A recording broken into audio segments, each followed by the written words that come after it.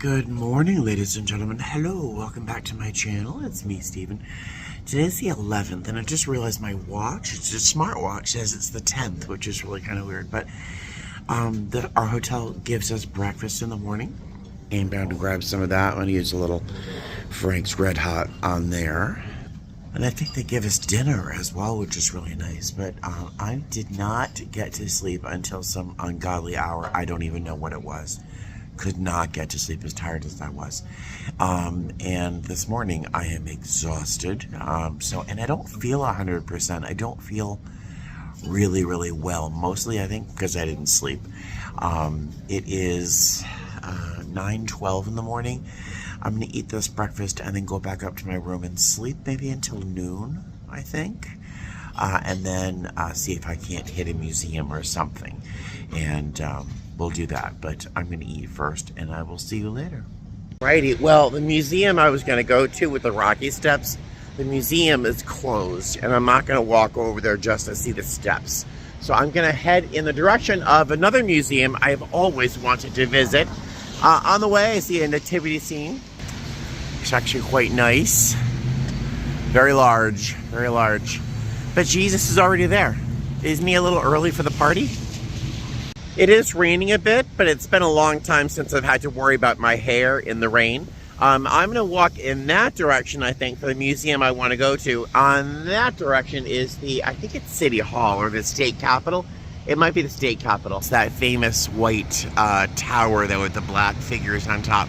But there's like a Christmas market or something happening below, so I might head there after the museum. I thought this place was closer to the hotel than it is. When I first looked at the directions, I was looking at the driving directions, and it said like, oh, 3 minutes. It's a little bit longer by foot. Today's outfit, not my proudest. It says laundry day. Yeah. Who cares? It has become a light rain shower. It's kind of chilly. This is terribly unpleasant. And I left my umbrella in the car in Las Vegas. But this is one of those days where an umbrella is more inconvenient than it is helpful, because it would have blown inside out a number of times. Museum's right over here. Pretty trees. Oh, and I do not feel well. I think I told you that during breakfast. We had passengers up and down the length of the aircraft over the past 2 days, coughing. Everyone was coughing. No one's coughing into their elbow. They're all coughing into their hands. No one's wearing a mask. Yeah, and I think I'm getting something. We'll see. I'm going to be visiting the Mutter, I think it is called, Museum, the College of Physicians of Philadelphia, Historical Medical Library. If you ever pop onto YouTube, as you do frequently watching me, they have a whole YouTube channel, which is absolutely fascinating.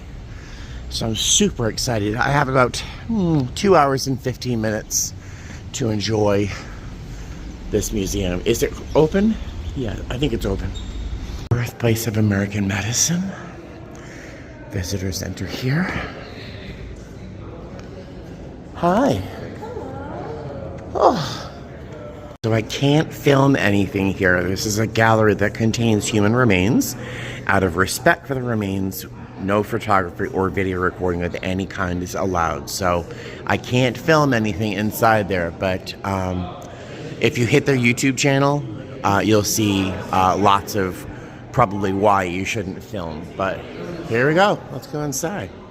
While I couldn't film in the other room with all the displays of human experience, this is a room of a different experience where they talk about the experience of homelessness. And on these boards over here in this middle one, it says, have you experienced homelessness? Have you come close? And if you read the post-it notes that are over there, and one has my name on it, a lot of them talk about how they were homeless during their addiction and alcoholism, and it's quite a moving experience to read these bits and pieces and see those faces of people who were experiencing homelessness. Really emotional. It was really just one one small exhibit over there with all the body parts and stuff. It continues up here. It's a beautiful, beautiful building. There are a couple large sort of ballrooms or parlors or something here. They must have events here. Unbelievable. Makes me think of Newport. Gorgeous. All right, well, that was interesting. It wasn't the biggest, most dramatic experience. Not that, I mean, seeing the preserved bodies of conjoined twins aren't dramatic or interesting. It just wasn't as big as I was expecting. I was expecting more of a spectacle, you know. It reminded me a lot of the Harvard Museum of Natural History, but the Harvard Museum is expansive, where this one is abbreviated, I would say. So I'm glad I came. It was $20 to get inside, and it is now off of my bucket list. Check. But yeah, I probably won't be coming back to this museum. Very interesting. I couldn't film the most interesting things. I did buy 2 postcards. I'll show you at the hotel that were that are indicative of what you would see inside the museum. But yeah, I need to eat something and head back towards the hotel because this weather is atrocious. I will see you soon. I was drawn over here by what looks like a mirage of a Christmas village. It's really nothing going on that I can see. Maybe something over there? I'll check it out, see what's going on. It's quite a building, right? Nope, nothing. There's a ice rink here. There's no one skating. And okay, let's head back to the hotel. So I guess the rocky stairs or steps are down there. I think that's where the museum is. I could not be bothered right now. It is too wet. I am cold. I should cross the street while I can. It's about 4 o'clock in the afternoon. The hotel offers crew an evening meal between 5:30 and 7:30. So I'm gonna go up to the room. I'll show you these 2 postcards I have. Maybe tell you a moment or 2 about what I experienced in there, and then at the Mutter or Muter Museum, and I'll go grab a bite later on. Ooh, crappy weather today. Hey there. So I'm back at the hotel. I popped into the crew room, which actually is more of a gold diamond member lounge, which they also use for cruise. I'm just having a little San Pellegrino, and I'm gonna chat with you just for a moment or 2 about what I saw at the museum that I could not film, but that I thought was very interesting. But I did buy 2 postcards so I could show you kind of what it looked like inside. This is the primary room of the museum, and over here in the lower side near my finger, you'll see there are some skeletons. There was a skeleton of a 7'9" guy, a 7'6" kind of guy, and all around the room there were exhibits of different oddities, medical oddities. Really, really interesting. And what else do I have to show? This one, gird your loins, because this one's kind of uncomfortable. This is megacolon. What does that mean? So this was it's an example of Hirschsprung's disease. This is, and this was like 6 feet long. This was a colon of a man who died of constipation. He died of constipation. That was his colon. It was like 6 feet long and thicker than my head. Imagine dying of constipation. Yeah. So there's a few other things I saw there that I can't show you, but I'll mention in a few moments. I wrote down a list on my phone, so I'll write it down upstairs, blah, blah, blah. I'll tell you about that in a moment, but it is probably about 4:15. I'm going to head upstairs, take these wet clothes off and change it into something else, and yeah, I'll see you in a moment. Looks like I made it inside just on time. Can you hear the rain against the window? Yeah, it's pouring out there. All right, it was very difficult for me not to film anything in the museum. They said no photography, no film, no video, no photographs, out of respect for the human remains that are in the museum there. I really wanted to cheat because I thought these things would be so interesting for you to see. but I wanted to follow the rules and respect the people there. So I didn't take any photos or videos, but I did take some notes on some things that I thought were terribly interesting. So if you do go, you have to check these out. So the soap lady, when you first walk into the main gallery, there is this, what looks like a mummified body there. And it's a little disturbing because it's a person. It's a person lying there in that plastic box, like Snow White almost, but made of soap. So she's buried in an environment that's anoxic, is that the word? Where there is no oxygen present. And there's a certain type of bacteria that gets involved, and it literally turns all the body fat into basically soap. And so it's called saponification. And so her whole body was basically turned into soap. It was really a very strange thing. Not quite a mummy, but weird. And a little upsetting when you actually look at the detail of her face and hands and all right, so there was a large part of Einstein's brain on display in a fluid, liquid. So I mean, for $20 you get to see Einstein's brain. I mean, come on, where else can you do that?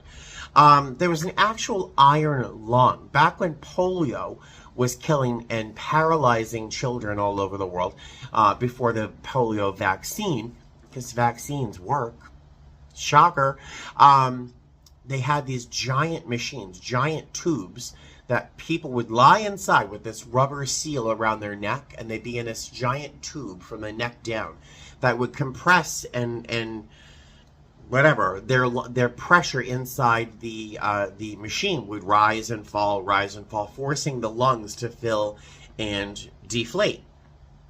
Because oftentimes these people who were suffering from polio, their diaphragms were paralyzed and they couldn't breathe on their own. Sometimes it was a temporary thing. Sometimes people actually had to live their entire lives in these iron lungs.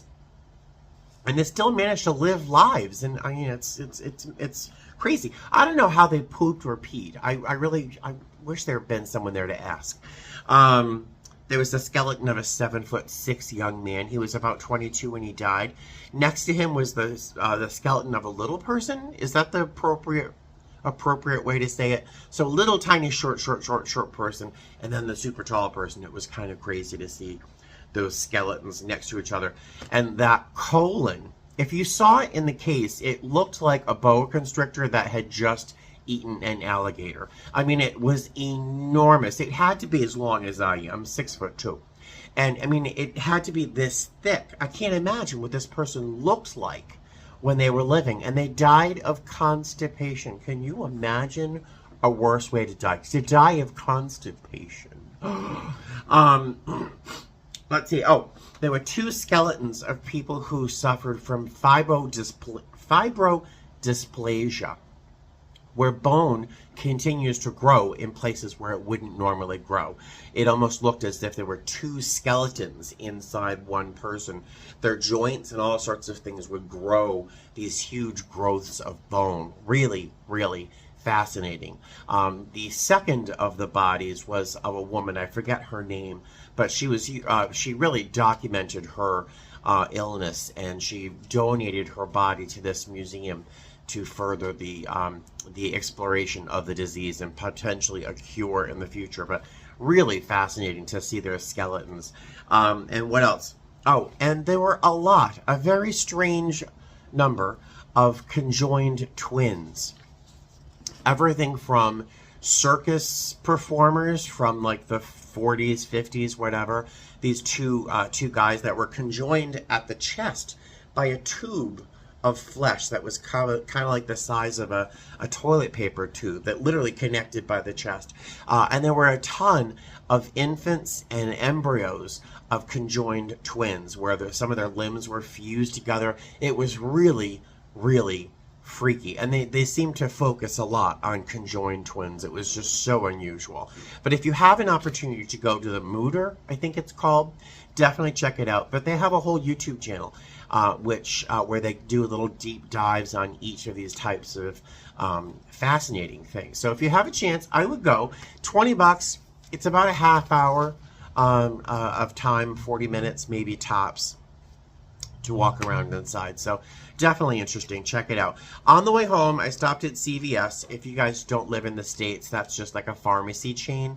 And I bought some cold medication, daytime cold medication, just in case I really am coming down with something. I feel okay. I got a little bit of a headache.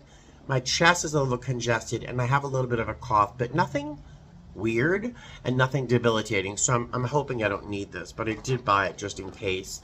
The receipt, if you don't know, if you've never been to a CVS, this is what the receipt looks like. Oh, yeah, that is a receipt from CVS. It is insane. I think that's it. So it is, oh, it's 5:29. So dinner is being served downstairs in just 1 minute. So I'm going to go downstairs and grab a bite. I'll take you with me. And then after dinner, I'm going to pack up, make sure everything is ready, and probably take a little melatonin or something, as it is 5:30 and we have a shuttle at 5:50 tomorrow morning. So I'm going to try and get a good night's sleep, just in case I am sick. All right, I'll see you soon. I'll see you downstairs at dinner.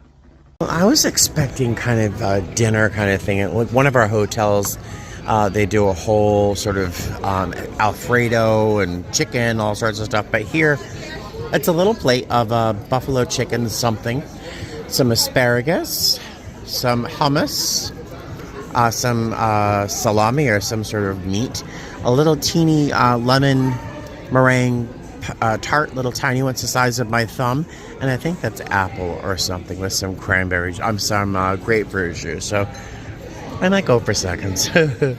That was nice. I had seconds on the asparagus. I love asparagus, but I think that's my day. That is Vlogmas Day 11. Oh, I did bid, so I submitted that, so I'll find out what I get on the 13th. And there we are. I hope you had a great day with me. And boy, I can hear that rain whipping against the window. It'll help me sleep. All right, I'll see you tomorrow. All right, fly safe.